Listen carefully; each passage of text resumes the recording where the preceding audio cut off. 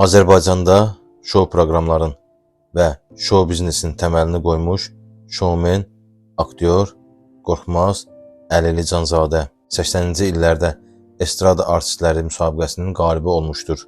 1985-ci ildə Miniatür teatrını, 1990-cı ildə Azərbaycan Estrada teatrını yaradıb.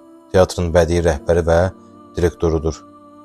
1991-ci ildə ilk olaraq Oxşarlar Festivalını yaratmaqla Azərbaycanda şou proqramların və şou biznesin təməlini qoymuşdur. Gənc istedadların aşkara çıxarılmasında çox böyük əməyi vardır. Onun təşkilatçılığı ilə uzun illər keçirilmiş 7-17 müsabiqəsində və özünün Şou Əlili adlı əyləncəli proqramında xeyli gənc müğənni aşkara çıxarılmışdır. Bugün bir çox gənc müğənni məhz həmin müsabiqələrdə formalaşmış və tamaşaçıların rəğbətini qazanmışdır.